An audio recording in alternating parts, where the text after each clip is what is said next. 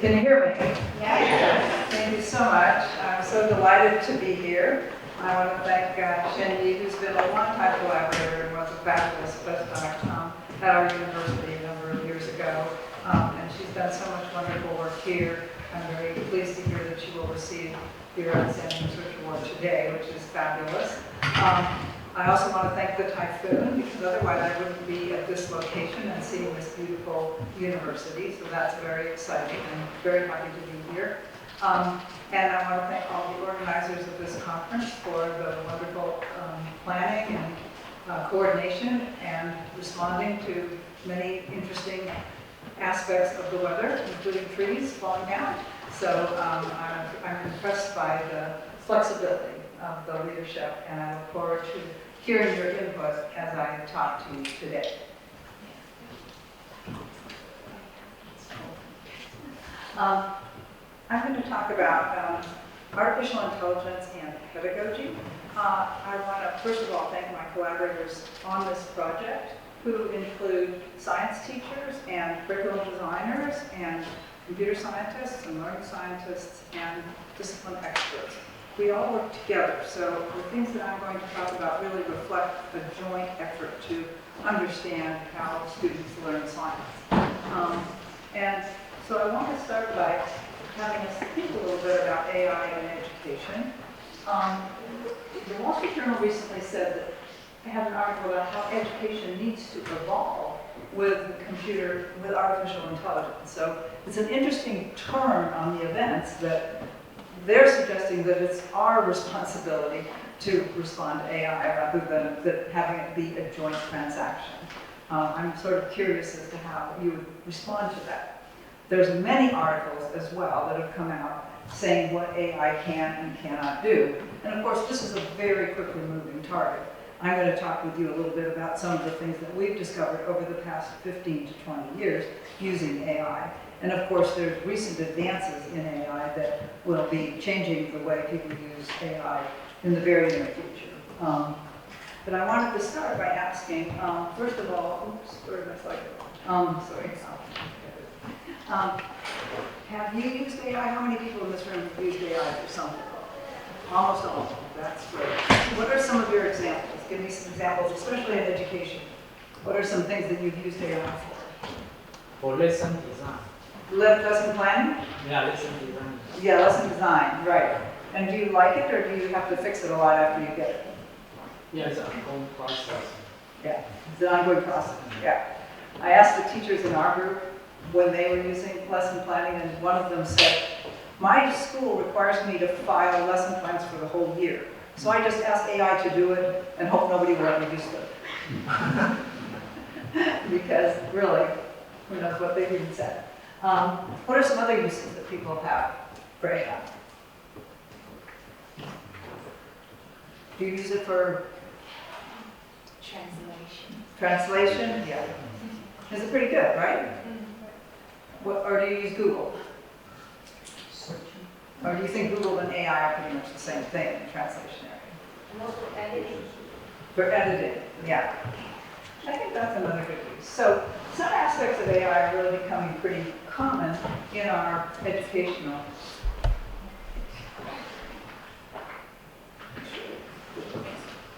This one?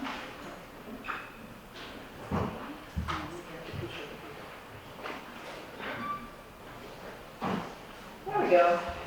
Okay. So these are some of the other areas that I've often talked to people about. And one of the things that is apparent in many of the startup companies that are using AI is the neglect of pedagogy. People often are inspired by what they remember the practices being for their own education without really understanding the pedagogy behind it. What I'd like to talk about today is really how we can be incorporating pedagogy and making our uses of AI more effective as a result. So,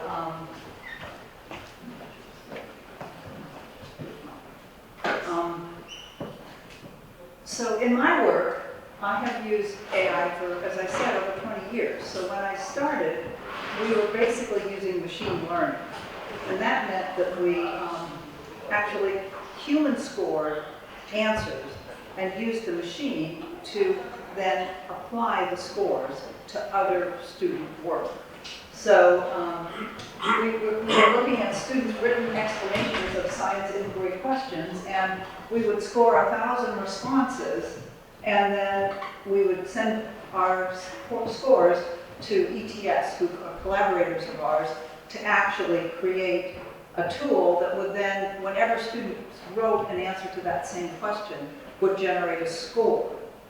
So the AI was helping us assess the responses, but it didn't tell us what kind of guidance we should give. We got back the answers, and then we had to think about how we would guide the students. And I guess I'm curious as to what you think that problem entails. I mean, what are the kinds of things that you would think about if you were designing guidance in general? What kinds of thoughts come to mind?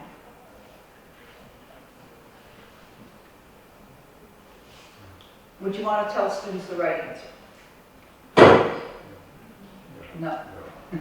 So if you're not going to tell them the right answer, what are you going to tell them? Well, that's the question that I'm going to talk about today, is what do we need to do to provide good guidance once we have scored student answers?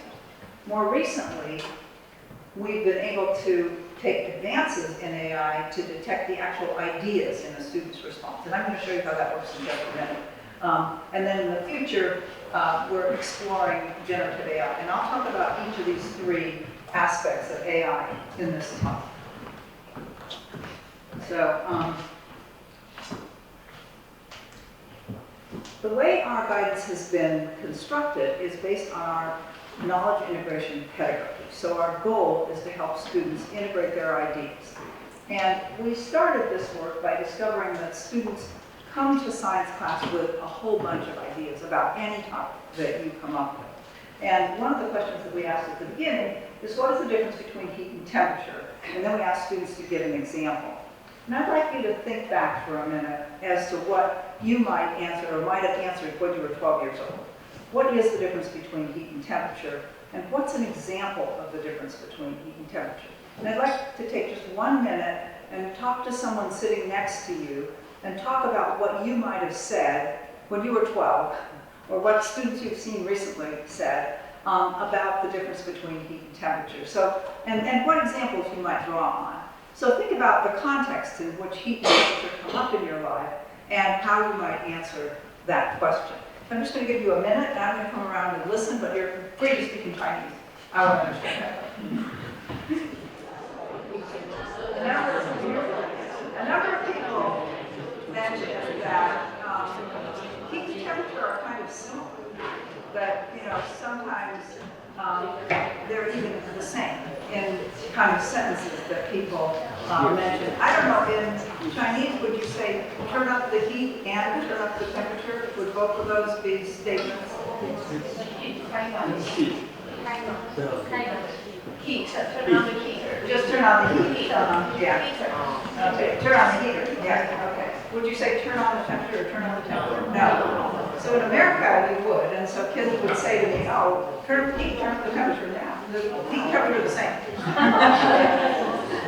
A lot of people said that heat is something that you can feel, and temperature is the measure. So one is a measurement, and the other is some kind of a scientific phenomenon. And 12-year-olds probably don't have too good of an idea of what that phenomenon is. What are some other answers that people came up with? Temperature is more object. Temperature is more object, like an object, things that you can imagine. Mm-hmm. So these are some of the answers that our students came up with in this longitudinal study, and many students have all of these ideas at one point or another. So I think one of the points of this knowledge integration was that we want to take advantage of these many ideas that students have and help them sort them out and consider why they have these different ideas. The other thing that we noticed was, as you were talking here, I noticed it too, you're all doing scientific reasoning to come up with your ideas about heat and temperature. You don't necessarily remember what you learned or what a 12-year-old would know, but you're thinking about it. You're saying, well, heat is something I turn on, oh, but what does that mean? What is behind that? what is the substance of heat? And then you're also talking about measurement. And I measure things. That's, what do I measure? I measure temperature, but I also measure the capacity for things to hold heat. And one of the areas that students often come to think about to help them distinguish between heat and temperature is this one down here. Large and small cups of hot soup can have the same temperature and different amounts of heat. So this is an idea that might help. Some students sort of say, oh, heat and temperature are the same, but then they think about this and they say, no, maybe they're not the same. And that's sort of the crux of knowledge integration, is that we want students to be juxtaposing those two ideas and other ideas that they have in order to really integrate their thinking. And we did quite a lot of research on that in this early work that is reported in these books. And this one book, actually, it's been translated into Chinese, but simplified Chinese. We came up with kind of a learning cycle, some design principles that we thought would really help students integrate their ideas. And so if we think about it in terms of this question, we ask students, we elicit their ideas about the difference between heat and temperature, then we have them explore new ideas through model simulations and working with their peers, so discussing ideas with their peers. So these are all mechanisms to help students do that knowledge integration process. And Jenny and I, for example, have worked a lot on using models to help students understand various phenomena, including heat and temperature. And I think she'll be talking more about that kind of an idea later. And then we want students to distinguish among these ideas. And this is kind of the crux of guidance, is how do you get students to distinguish among their ideas? So they think heat and temperature are the same, but they also think heat and temperature are different in a variety of ways. How would you get them to sort those ideas out and then maybe extend it to a new topic, like the soup example that was mentioned by students in the earlier slide? And so we have basically been asking students lots of these knowledge integration questions. Here are a few examples. And then we're trying to think about how we can help students make progress on these examples.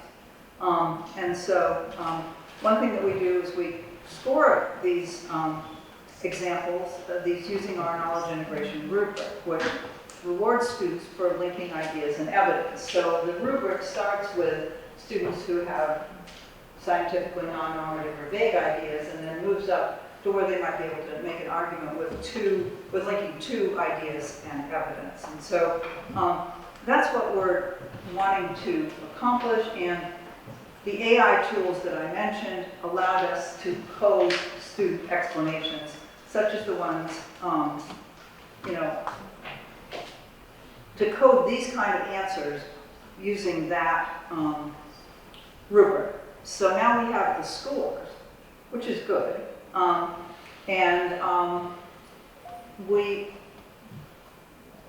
We're trying to think about how to use those scores. So when a student says heat and temperature are the same, well, what kind of guidance do we want to give?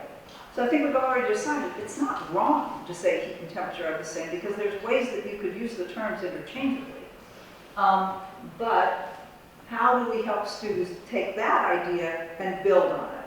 And getting students to build on their ideas is, I think, is the goal that we had for our guidance. And why do you think we needed to guide students after they wrote those answers? What would be the problem that you would face as a teacher if you had all of your students answering all of those knowledge integration questions and writing their answers in an online, web-based environment?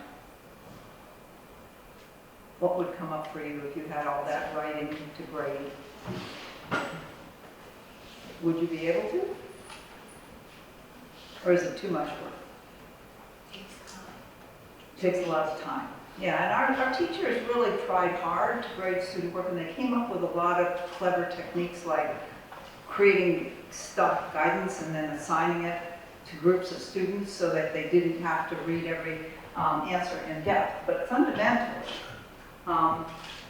they ended up saying, we really need help. And that's where we turned to these AI tools, first to grade those essays. And so we use this approach, and we have a way to enter guidance into the learning environment so that students can get help when they write their explanation. And what we did was think about how to design this guidance to go along with each of the KI categories. So if this answer is irrelevant or off task, what would you do as a teacher? How would you help students? If they don't, you ask the question, what's the difference between heat and temperature? And they say, I don't know. As a teacher, what would you do?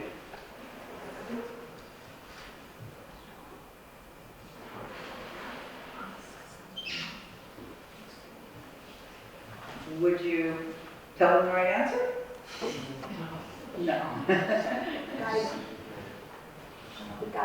You guide them, okay. And one thing you could do maybe was just to ask the question in a somewhat different way. So, when you're at home, what do you think about when heat and temperature, when you're cooking, what do you think about heat, what do you think about temperature? Something like that. And that might give them an opportunity to really generate at least one idea. And then after that, the guidance goal is always to move them up to that next level, to link their idea to evidence or to create two links with evidence. And so we thought hard about how could we design guidance that would work for each of these items right at the time that students were answering the question. And basically, we embedded this guidance in a knowledge integration curriculum. So the curriculum follows those same principles of listening, adding, distinguishing, and reflecting on your ideas. And this is the sequence that the curriculum followed. And I'd be happy to give you a link to the unit, which you can also see in Chinese. The question that we embedded in this unit is, how does energy from the sun help animals survive? So this is another knowledge integration question, and another question where students have lots of ideas.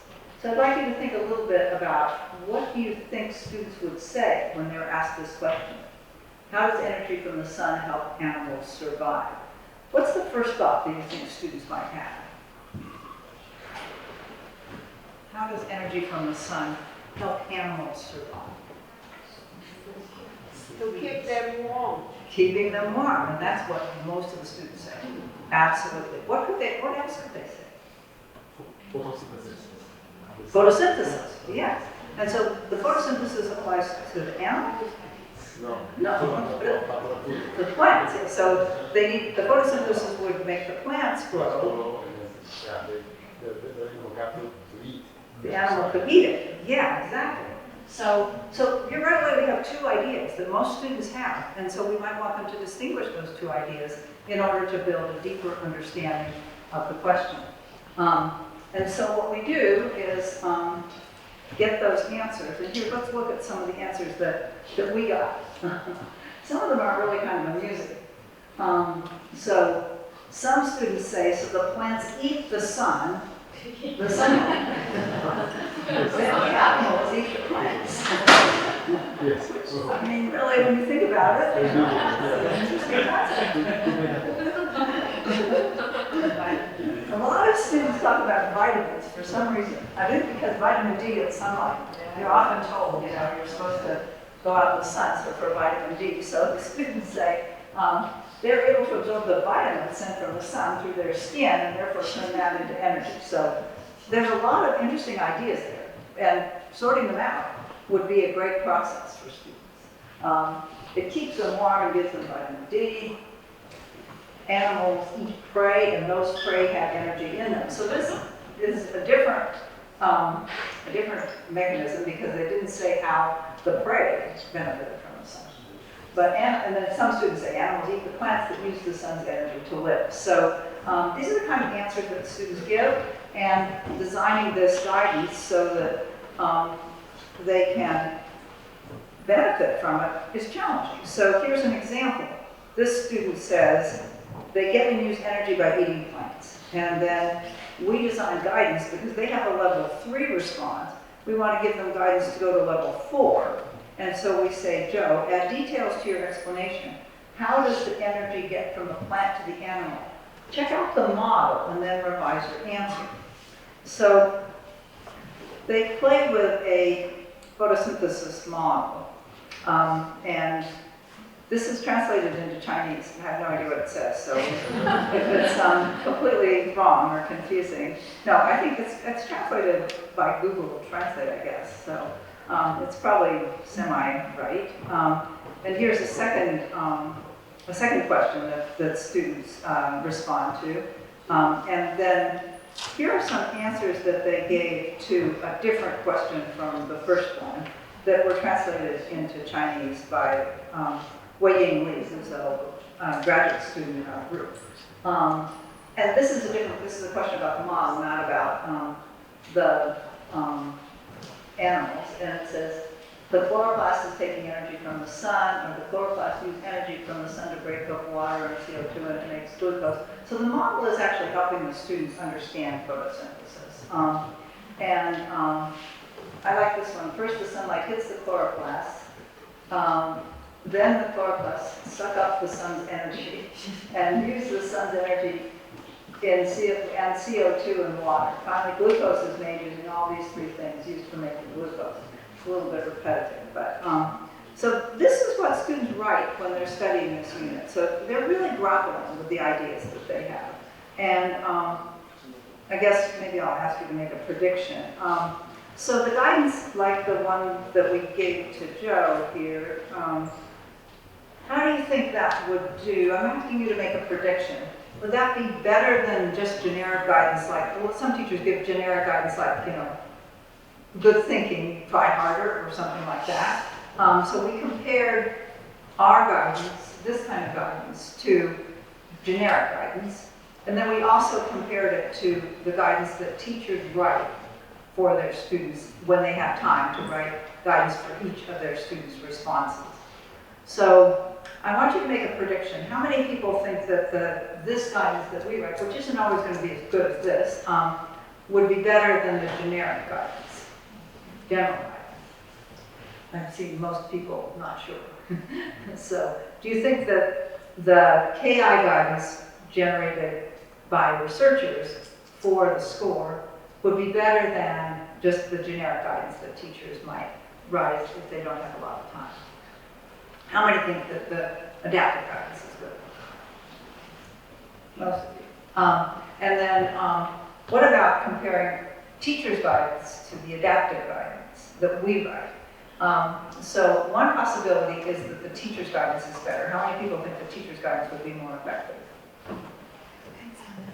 Mm-hmm. And how many people think that our guidance would be more effective? I mean, you're voting for me, right? No. So you're both right, because we found that the teacher guidance and our guidance are the same. They're equally good. And we found that our adaptive guidance was better than either specific guidance, which just said whether it was right or wrong, or generic guidance. So we're already doing a good job in the sense that we're guiding students. However, there's a caveat here. When we look more closely at the kinds of changes that students made after this guidance, we were a little disappointed because only about a third of the students actually revised their answer to move up to a higher KI level. So we weren't doing a great job, right? I mean, we're guiding them, and they're making changes, but not necessarily productive changes. And here are some of the examples of the kind of changes that they made. So here at the top is a good example. They moved it up to a KI4. But here, students just added another disconnected idea at the same level. So the other source of energy the animal can get from their food is the energy of heat transfer on things in the air. So they're not advancing, they're not integrating their ideas. And then they also often added a redundant idea, which was essentially the same idea, stated in a little different way. So we wondered what's going on that students are getting. I think we're giving them pretty good guidance, as good as the guidance their teachers give them, but they're not making very good revisions. So what do you think the problem might be here?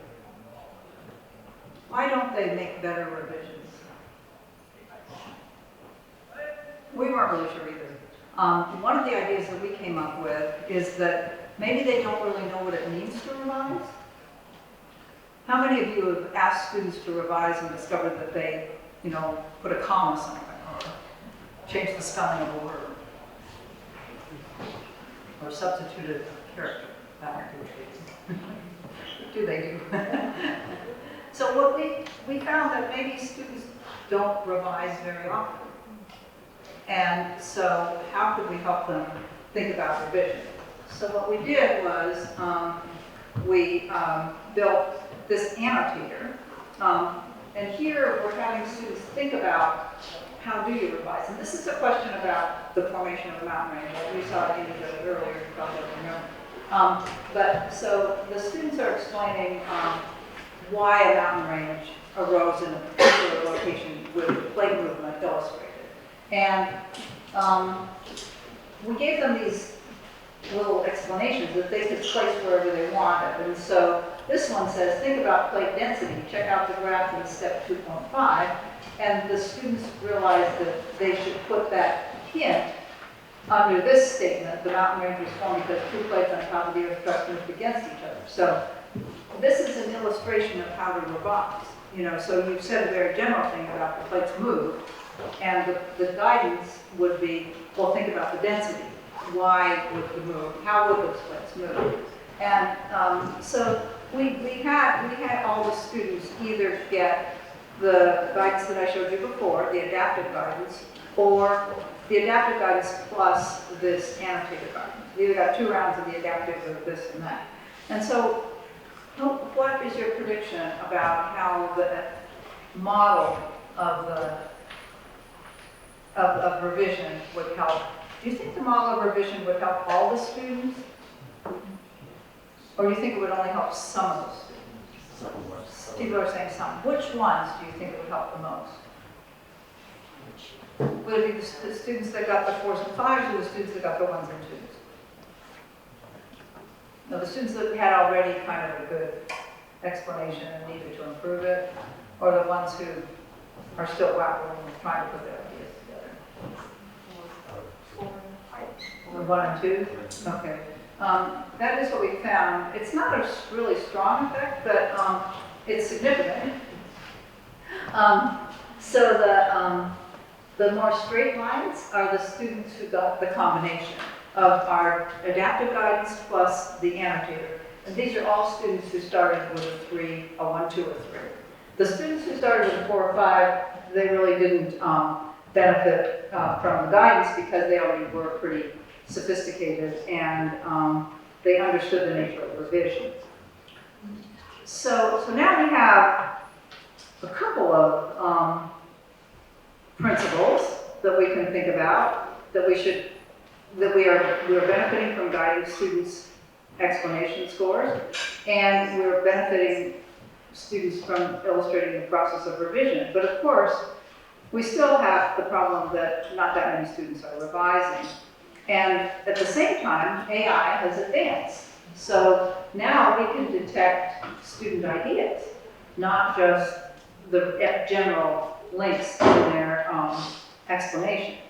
And so we used AI to build an idea detector. And for photosynthesis that we just looked at, the teachers and the researchers and the team got together and identified the ideas that were displayed. We identified 19 total ideas, including instructive, vague, and intuitive ideas. And here are some of the most frequent ideas that we identified, which align very well with your predictions. So 11A, the second one, is animals use the sun energy to keep warm. 12B, energy glucose transfer from plants to animals. That's really a good outcome of that model that we were looking at. And then a vague idea, the sun helps plants to grow or survive. Of course, this instructed idea, plants use energy from the sun to do photosynthesis. So we're actually doing a pretty good job at identifying student ideas. What should we do with them? How do we guide students now that we know their ideas? We're back to that same question, right? How do we guide them because we know their KI score? We still have a challenge. How do we guide them? Should we tell them that that's a good idea and that's a bad idea? Or how, people are saying no. Or should we think harder about, how do we guide them? So we went back to our knowledge integration framework, and we looked at what we had so far. And we realized that we haven't really elaborated all that much. We said that we should build on student ideas. I showed you how we did that with the KI scores. We said that they should distinguish ideas. And then we had a lot of kind of good ideas from teachers' best practices. That they said, ask the question directly in as few words as possible. Ask only one question. And that's a psychometric principle too, because if you ask two questions, most students answer just one, right? So why not just ask one? And they suggested to provide affirmation of student effort and thinking. And one of the things that also occurred during this workshop that was a kind of wonderful unintended consequence is that the teachers found that thinking about their student ideas improved their ability to notice student ideas in their teaching. So once they went through a bunch of student answers and tried to, say, oh, this is an idea, then when they were back in the classroom, they noticed ideas, in fact, ideas that they hadn't noticed before. And one of the teachers in our workshop said, when I think about the pieces, meaning the ideas in the student's explanations, it helps me think about what is right about each response. So I thought that was wonderful, that the teacher is looking at each idea and saying, why is this right? Why is it right to say that sunlight and vitamin D are important? Why is it right to say that to mention photosynthesis? So that was a nice unintended consequence of doing this idea analysis. So we wrote some initial guidance, kind of with those principles in mind, but actually before the principles were really fully elaborated. And this is the kind of guidance that we ended up with from the team. Often they asked two questions, even though that was sort of the principle that we didn't end up thinking was a good one. We didn't end up thinking asking two questions was good. They often put abrogation, like nice idea, and they generally said things like, can you give me an example of how the sun helps animals, or what are other sources of energy that animals can get from their food, which are more questions of eliciting ideas than distinguishing ideas. And as a result, we wondered whether we should do some experiments to see how these guidance prompts influence students. And so we embedded the guidance prompts in a dialogue. So the student makes a statement here, and then we detect the idea, and then we assign the guidance. Here Sophia says they're able to absorb the vitamins sent from the sun through their skin and therefore turn that into energy. And our robotic avatar says, I see you're saying that animals can directly use the sun's energy. What are other sources of energy that animals can get? And then we get the student response. So there's two rounds of guidance here. How do you think the students responded to the avatar? Do you think they liked it? How many people think they liked this avatar interaction? Most of you, yeah. Students said things like, how come it stopped talking to me? Why can't it answer more questions? We're like, we didn't build them in. But students really like talking to the avatar. This is a little better way of looking at the answers. And it tells you how this kind of guidance does help students. So in the first response, the student said, the plant absorbs the sunlight and then the animal comes and eats that plant. So they're already moving from, they get energy by eating plants, to talking about the more detailed process. And then the avatar asks, what else do plants need to grow? Which the student isn't a very good question. It's sort of more of an eliciting idea question, but then the avatar also asks what happens inside plants for the sun to help them grow. And this student answers both the questions. First says they need water and dirt to survive. Doesn't really advance their understanding, but it's an interesting comment. And then they say the thing that happens inside a plant is the photosynthesis so they add photosynthesis as a result of this prompt. And then they come up with a nice integrated idea that moves to the next KI category as a result of this dialogue. So this is an example of where the dialogue worked. And if we look in general at the outcome, the dialogue was effective. So students came up with better explanations after they used the dialogue, and about 51% added an idea, and 31% added an instructed idea. So we still can improve the guidance, right? I mean, this isn't right, this is better, but this was our first attempt at writing guidance. We wanted to refine the guidance, and I mean, think about it now, how could we make the guidance better? What could we do better than just give the guidance that we wrote the first time? Well, one question that came up for us is, do we want to do eliciting or distinguishing? You saw that in that last dialogue, the students were asked to both elicit and distinguish, and the distinguish request was more effective, right? Because then they added photosynthesis.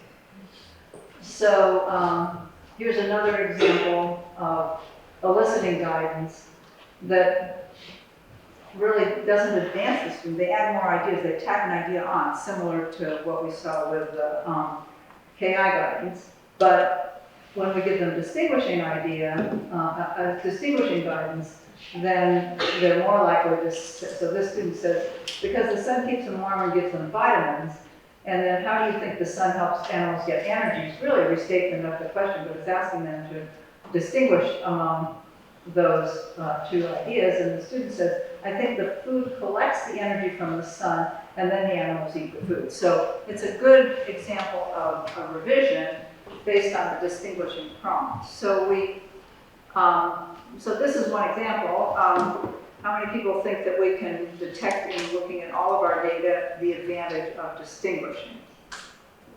Do you think that will help? You're not sure. Okay. I said a lot, and I'm just about done. So we refined the guidance. We tested it, and we found that the distinguishing was much better than eliciting once students had at least one idea.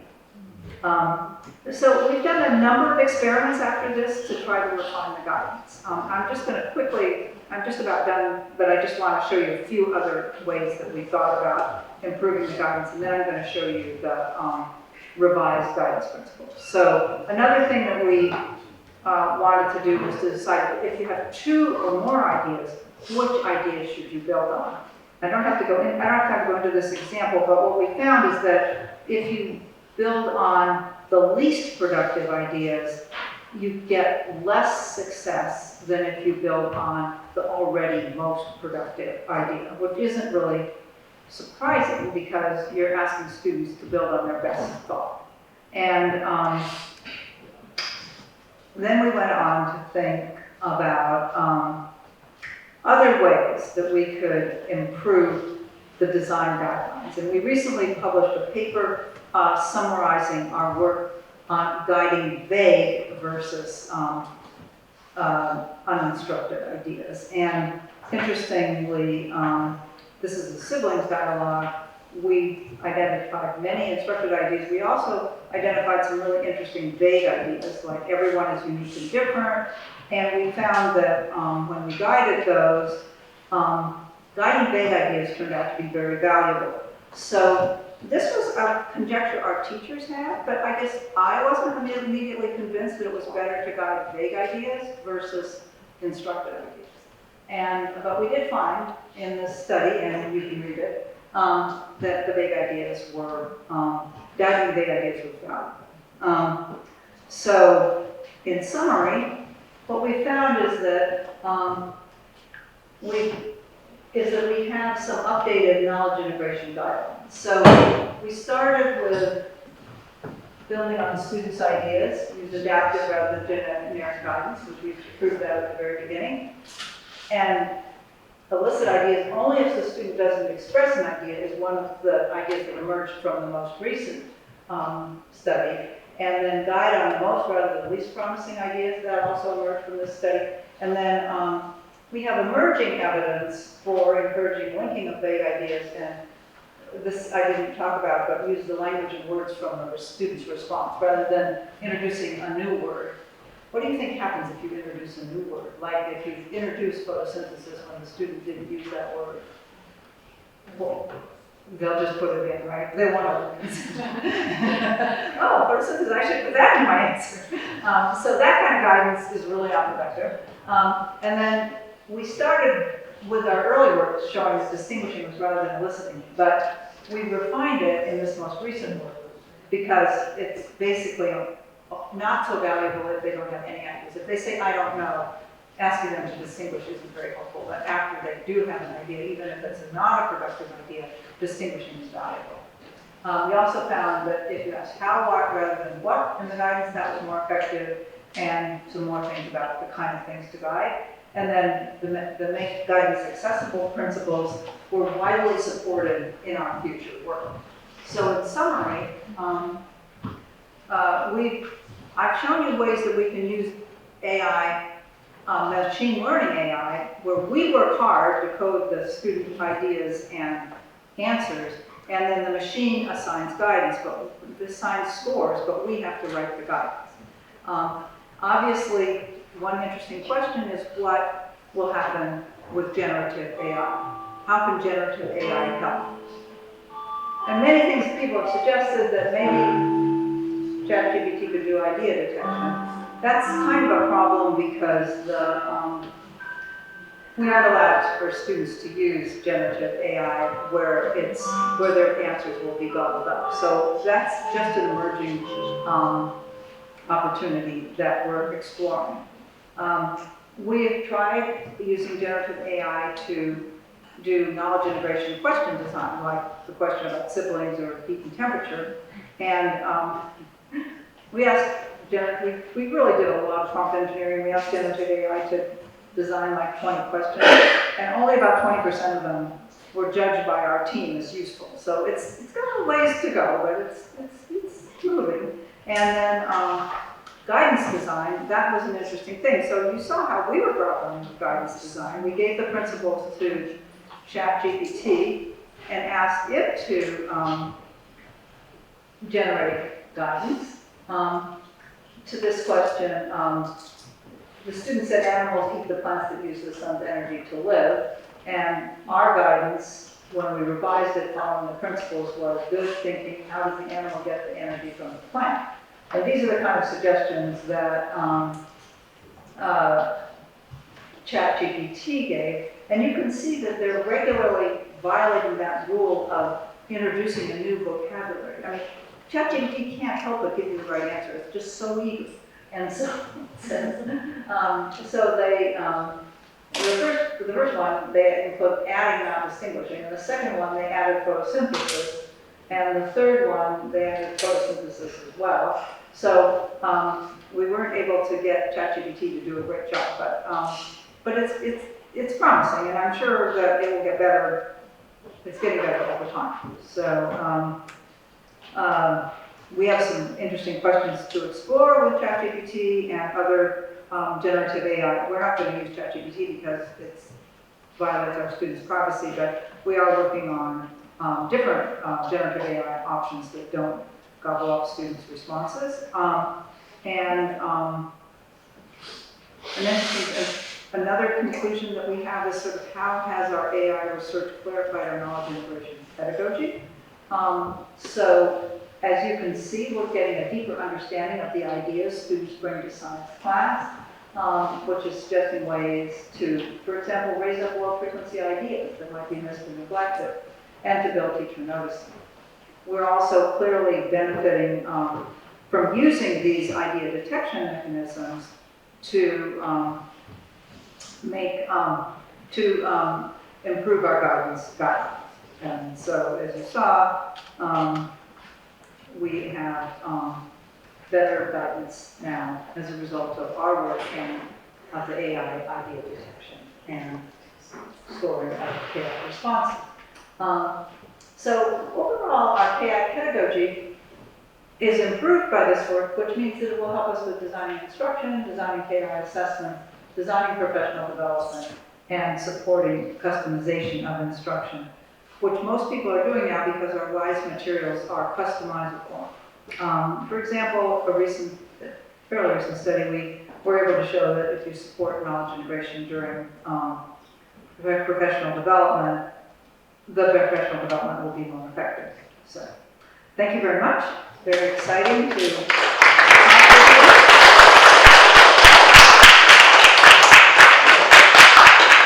I don't know if we have time for questions, but I suggested some. WISE is free and available. I hope that you'll look it up, or you can have your whole page of WISE translated into any language that you prefer. Do we have questions? Time for a few questions or not? We have, okay, maybe one question?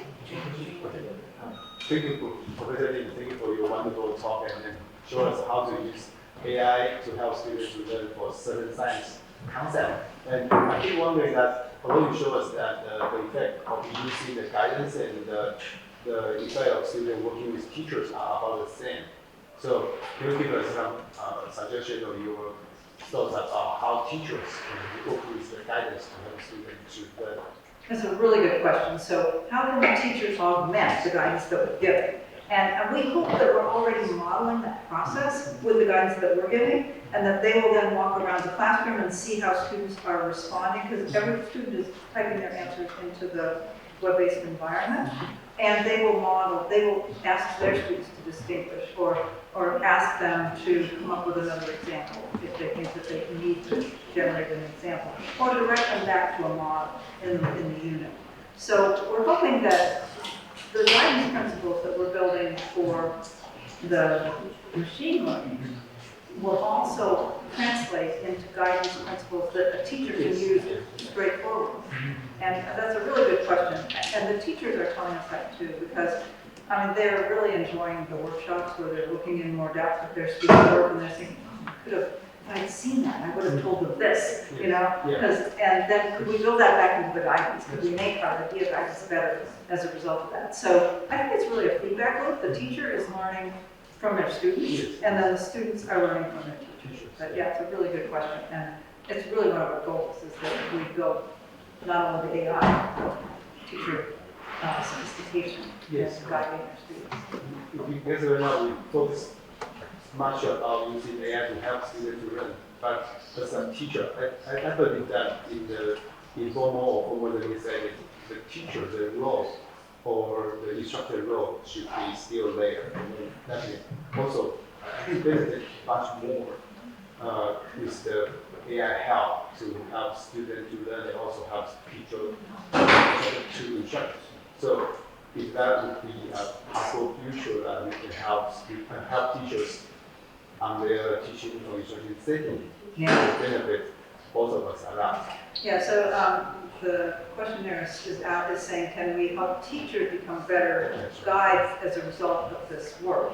And I think also there's another way that we can have teachers and this work interact in that we can flag for teachers situations where students get 2 rounds of guidance and they haven't improved, and the teacher can then go and say, oh, that's because the student didn't understand this word. You know, they got the wrong guidance altogether. I mean, the machine assigned completely bad guidance for that student, but I can make that guidance better. And we have done some studies of that sort, and it's really interesting. The teachers love it. I mean, because they say, well, I never have enough time to get to everyone. I'd like to know who to get through first, you know, before, because some students raise their hand all the time, and you know, they just want to talk to me. You know, I'm happy to talk to them, but I'd really like to talk to the students who need me the most.